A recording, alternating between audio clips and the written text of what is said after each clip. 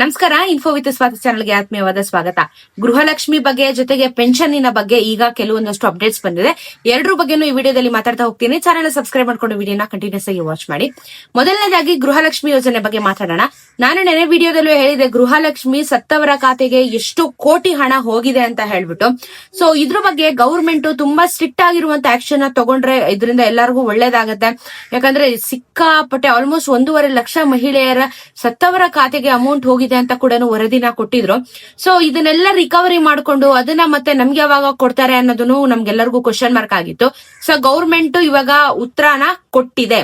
ಏನ್ ಉತ್ತರ ಕೊಟ್ಟಿದೆ ಅಂದ್ರೆ 15 ದಿನಗಳಲ್ಲಿ ಯಾರಿಗೆಲ್ಲ ಸ್ಪೆಷಲಿ 32ನೇ ಕಂತಿನ ಹಣ ಯಾರಿಗೆಲ್ಲ ಜಮಾ ಆಗಿದೆ ಅಂತವ್ರ ಅಕೌಂಟ್ ಇಂದ ರಿಕವರಿ ಮಾಡ್ಕೋಬೇಕು ಅನ್ನೋದ್ರ ಬಗ್ಗೆ ಆದೇಶನ ಹೊರಡಿಸಿದೆ.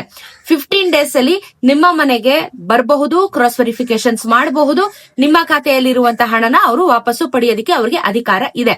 ಇವಾಗ ಏನಾದ್ರು ನೀವು ಅಕೌಂಟ್ ಅಲ್ಲಿ ಇದೆ, ವಿತ್ಡ್ರಾ ಮಾಡ್ಬಿಟ್ಟಿದೀನಿ, ಇವಾಗ ನೀವ್ ಹೇಳ್ಬಿಟ್ರಲ್ಲ, ಸೊ ನಾವು ಹುಷಾರಾಗ್ಬಿಡ್ತೀವಿ, ನಾವು ವಿತ್ಡ್ರಾ ಮಾಡ್ಬಿಟ್ಟು ಇಟ್ಕೊಂಡ್ಬಿಡ್ತೀವಿ, ಅವಾಗ ಅವ್ರಿಗೆ ಹೆಂಗ್ ಗೊತ್ತಾಗ್ಬಿಡುತ್ತೆ ಅಂದ್ರೆ ಕೈಯಲ್ಲಿ ದುಡ್ಡು ವಿತ್ಡ್ರಾ ಮಾಡಿದ್ರು ಅಷ್ಟೇ, ಏನ್ ಮಾಡಿದ್ರು ಅಷ್ಟೇ, ನೀವು ವಾಪಸ್ ದುಡ್ಡು ಕೊಡ್ಲೇಬೇಕು ಇವಾಗ.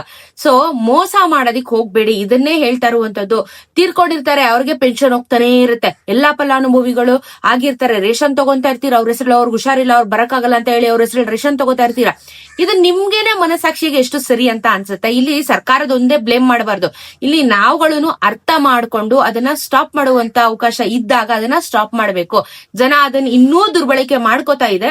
ಬೇರೆಯವ್ರಿಗೆ ನಿಮ್ಮಿಂದ ತೊಂದರೆ ಆಗುತ್ತೆ ಅನ್ನೋದನ್ನ ಯೋಚನೆ ಮಾಡ್ಲೇಬೇಕು. ಯಾಕಂದ್ರೆ ತೊಂದರೆ ಆಗ್ತಾ ಇರೋದಕ್ಕೆ ಈ ರೂಲ್ಸ್ ಗಳನ್ನ ಗೌರ್ಮೆಂಟ್ ಮಾಡ್ತಾ ಇರುವಂತದ್ದು. ಸೊ ಇವಾಗ ತೀರ್ಕೊಂಡಿರೋರ್ ಖಾತೆಗೆ ಎಷ್ಟು ಕೋಟಿ ವರ್ಗಾವಣೆ ಆಗಿದೆ, 15 ದಿನಗಳಲ್ಲಿ ಇದನ್ನ ರಿಕವರಿ ಮಾಡ್ಬೇಕು ಅಂತ ಹೇಳಿ ಆದೇಶನ ಹೊರಡಿಸಿದ್ದಾರೆ. ಸೊ ಎನಿ ಟೈಮ್ ಯಾವ ರೀತಿ ಬೇಕಾದ್ರೂ ನಿಮ್ಮ ಮನೆಗೆ ಬರಬಹುದು, ಕ್ರಾಸ್ ವೆರಿಫಿಕೇಶನ್ ಮಾಡಿ ಹಾಕಿರುವಂತಹ ಹಣನ ತಗೊಂಡು ಹೋಗ್ತಾರೆ. ಇದು ಸ್ಪೆಷಲಿ 32ನೇ ಕಂತಿನ ಹಣದ ಬಗ್ಗೆ ನಾನು ಹೇಳ್ತಿದ್ದೀನಿ. ಹಳೇದು ಇತ್ತು, ಹಾಗಾಗಿನೇ ಗೃಹಲಕ್ಷ್ಮಿ ಈಗ ಮತ್ತೊಮ್ಮೆ ಅಪ್ಲಿಕೇಶನ್ ಹಾಕಿ ಅಂತ ಹೇಳ್ತಾ ಇರೋದು ಇದೇ ಕಾರಣಕ್ಕೇನೆ. ಯಾಕಂದ್ರೆ ತೀರ್ಕೊಂಡಿರೋರು ಇವಾಗ್ಲೂ ಲಾಭ ತಗೋತಾನೆ ಇದ್ದಾರೆ. ಗೌರ್ಮೆಂಟ್ ಏನ್ ಗೊತ್ತಿರುತ್ತೆ ಅವ್ರು ತೀರ್ಕೊಂಡಿದ್ದಾರೆ ಅಂತ ಹೇಳಿ ಅವ್ರು ಕೊಡ್ತಾ ಇರ್ತಾರೆ.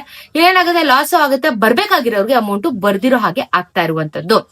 ಸೊ 32ನೇ ಕಂತಿನ ಹಣ ಆಲ್ರೆಡಿ ರಿಲೀಸ್ ಆಗೋಗಿದೆ, ಹಾಗಾಗಿನೇ ಅವ್ರ ಖಾತೆಗೆ ಜಮಾ ಆಗಿರುವಂತದ್ದು.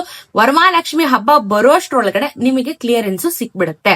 ಸೊ ಈ 32, 31 ಎರಡೂನು ಜಮಾ ಆಗಿದೆ, ಕ್ಲಿಯರೆನ್ಸ್ ಸಿಗ್ತಾ ಇದೆ. ಈಗ ನಮಗಾಗಾದ್ರೆ ಬರ್ಬೇಕಾಗಿರುವಂತದ್ದು ಯಾವ್ದು ಅಂದ್ರೆ ಜುಲೈ ಆಗಸ್ಟ್ ತಿಂಗಳದು ಪೆಂಡಿಂಗ್ ಇರುವಂತದ್ದು. ಆಗಸ್ಟ್ ಬಿಡಿ, ನೆಕ್ಸ್ಟ್ ನೋಡೋಣ. ಸೊ ಜುಲೈದು ಒಂದು ಪೆಂಡಿಂಗ್ ಇಟ್ಕೊಂಡಿದ್ದಾರೆ, ಜೊತೆಗೆ ಕಳೆದ ವರ್ಷದ 2 ತಿಂಗಳದ ಅಮೌಂಟ್ ಪೆಂಡಿಂಗ್ ಇಟ್ಕೊಂಡಿದ್ದಾರೆ. ಬಿಟ್ರೆ ಗೃಹಲಕ್ಷ್ಮಿ ಎಲ್ಲಾನು ಕ್ಲಿಯರೆನ್ಸ್ ಆಗಿದೆ ಗೌರ್ಮೆಂಟ್ ಕಡೆಯಿಂದ. ಇದ್ರ ಜೊತೆಗೆ ಪೆನ್ಷನ್ನಿನ ವಿಚಾರವನ್ನು ನಾನು ಮಾತಾಡ್ತೀನಿ. 18 ಲಕ್ಷ ಪೆನ್ಷನ್ದಾರರು ಹೆಸರು ಇವಾಗ ಕ್ಯಾನ್ಸಲೇಷನ್ ಆಗಿರುವಂತದ್ದು. ಕಾರಣಗಳೇನೇನು, ಒಂದು ಕೊಟ್ಟಿರುವಂತ ಅಡ್ರೆಸ್ ಅಲ್ಲಿ ಅವ್ರು ಇಲ್ಲ, ಸೆಕೆಂಡ್ ತೀರ್ಕೊಂಡಿರ್ತಾರೆ, ಡೆತ್ ಸರ್ಟಿಫಿಕೇಟ್ ನ ಸಬ್ಮಿಟ್ ಮಾಡಿರೋದಿಲ್ಲ, ಆಮೇಲೆ ಸುಳ್ಳು ಹೇಳಿ ಡಾಕ್ಯುಮೆಂಟ್ಸ್ ಮಾಡಿ ನಾವು ಪೆನ್ಷನ್ದಾರರು ಅಂತ ಹೇಳಿ ತಗೊಂಡಿರುವಂತವ್ರು ಇರ್ತಾರೆ. ಸೊ ಈ ರೀತಿ ಎಲ್ಲಾ ಮೋಸಗಳನ್ನ ಮಾಡಿ ಸುಳ್ಳು ಹೇಳಿ ತಗೊಂಡಿರುವಂತವ್ರಲ್ಲಿ 18 ಲಕ್ಷ ಜನರದು ಲಿಸ್ಟ್ ಔಟ್ ನ ಮಾಡಿದ್ದಾರೆ. ಇದ್ರಲ್ಲಿ 2.5 ಲಕ್ಷ ವಿಳಾಸದಲ್ಲಿ ಇಲ್ಲ ಅನ್ನೋದು 2.5 ಲಕ್ಷ ಜನರದು ಐಡೆಂಟಿಫಿಕೇಶನ್ ಆಗಿರುವಂತದ್ದು. ಸೊ ಈಗ ಪೆನ್ಷನ್ ಹೋಲ್ಡರ್ಸ್ ಗಳು ಇಲ್ಲ, ನಂದು ಕರೆಕ್ಟ್ ಆಗೇ ಇದೆ, ಆದ್ರೂ ನಂದು ಕ್ಯಾನ್ಸಲೇಷನ್ ಆಗ್ಬಿಡಿದೆ, ನನಗೊಂದು 4-5 ತಿಂಗಳಿಂದ ಪೆನ್ಷನ್ ಬರ್ತಾ ಇಲ್ಲ ಅಂತ ಏನಾದ್ರು ಹೇಳ್ತಿದ್ರೆ ನಿಮಗೆ 30 ದಿನಗಳ ಕಾಲ ಅವಕಾಶನ ಗೌರ್ಮೆಂಟ್ ಕೊಟ್ಟಿದೆ. ಸೂಕ್ತವಾಗಿರುವಂತ ಡಾಕ್ಯುಮೆಂಟ್ಸ್ ನ ತಗೊಂಡೋಗಿ ನಿಮ್ಮ bank statement, PAN card, Aadhaar card ಜೊತೆಗೆ ನೀವು ಪೆನ್ಷನ್ ಅಪ್ಲೈ ಮಾಡಿರ್ಬೇಕಾದ್ರೆ ನಿಮ್ಗೊಂದು ಅಗ್ರಿಮೆಂಟ್ ಕಾಪಿ ಕೊಟ್ಟಿರ್ತಾರೆ. ಬ್ಯಾಂಕ್, ಪೋಸ್ಟ್ ಆಫೀಸ್ ಎಲ್ಲಿಂದ ಕೊಟ್ಟಿರ್ತಾರೆ, ಎಲ್ಲಿಂದ ಪೆನ್ಷನ್ ಬರ್ತಾ ಇದೆ ಅಲ್ಲಿಗೆ ತಕ್ಕ ನೀವು ಪೆನ್ಷನ್ ಬರ್ತಾ ಇರೋದು ಒಂದು ನಿಮ್ಮ ಹತ್ರ ಒಂದು ಡಾಕ್ಯುಮೆಂಟ್ ಇರ್ಲೇಬೇಕು.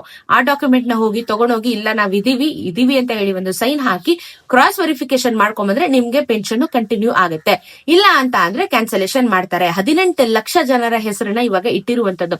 ಹಾಗಾಗಿ ಸೀನಿಯರ್ ಸಿಟಿಸನ್ ಪೆನ್ಷನ್ ಆಗಿರ್ಬೋದು, ವಿಡೋ ಪೆನ್ಷನ್ ಆಗಿರ್ಬೋದು, ಎಲ್ಲಾ ರೀತಿ ಪೆನ್ಷನ್ಗಳು ಕರ್ನಾಟಕದಲ್ಲಿ ಹೋಲ್ಡ್ ಅಲ್ಲಿ ಇಟ್ಟು ಸ್ಟಾಪ್ ಅಲ್ಲಿ ಇಟ್ಟಿರೋದು ಇದೇ ಕಾರಣಕ್ಕೆ.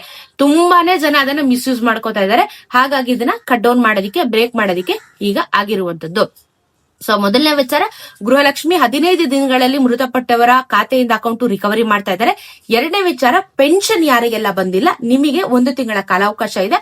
ಮತ್ತೊಮ್ಮೆ ನೀವು ಹೋಗಿ ಕ್ರಾಸ್ ವೆರಿಫಿಕೇಶನ್ ಮಾಡಿ ಡಾಕ್ಯುಮೆಂಟ್ಸ್ ನ ಕೊಟ್ಟು ಬಂದ್ರೆ ನಿಮ್ಗೆ ಪೆನ್ಷನ್ ಕಂಟಿನ್ಯೂ ಆಗುತ್ತೆ. 30 ಡೇಸ್ ಇದೆ, 1 ತಿಂಗಳ ಕಾಲಾವಕಾಶ ಇದೆ ನಿಮಗೆ. ಹೋಗಿ ಇದನ್ನ ಮಾಡ್ಬಿಟ್ಟು ಬರಬಹುದು. ಬೆಂಗಳೂರು ಕರ್ನಾಟಕವನ್ನು ಎಲ್ ಬೇಕಾದ್ರೂ ಹೋಗಿ ಅದೇ ಡಾಕ್ಯುಮೆಂಟ್ಸ್ ನ ಕೊಟ್ಟು ಬಂದ್ರೆ ನಿಮ್ಗೆ ಅಪ್ಡೇಟ್ ಮಾಡ್ಬಿಡ್ತಾರೆ. ಸೊ ಇದಿಷ್ಟು ವಿಚಾರಗಳು ಈಗ ಸದ್ಯಕ್ಕೆ ಇರುವಂತದ್ದು. ಸೊ 32ನೇ ಕಂತಿನ ಹಣ ಹಬ್ಬದೊಳಗಡೆ ಗ್ಯಾರಂಟಿ ಬರುತ್ತೆ, ಅದ್ರ ಬಗ್ಗೆ ಯೋಚನೆ ಬೇಡ. ಈ ರಿಕವರಿನೂ ಮಾಡ್ಕೊಂಡು ಹಣನ ಹಾಕ್ತಾರೆ. ಸದ್ಯಕ್ಕೆ ಇದೆರಡು ಅಪ್ಡೇಟ್ ಗಳಿದೆ. ನಿಮ್ಮ ಅನಿಸಿಕೆ ಏನು ಅನ್ನೋದನ್ನ ಕಮೆಂಟ್ ಅಲ್ಲಿ ತಿಳಿಸಿ. ಸಿಗೋಣ ಇನ್ನೊಂದಷ್ಟು ವಿಡಿಯೋಲಿ. ನಮಸ್ಕಾರ.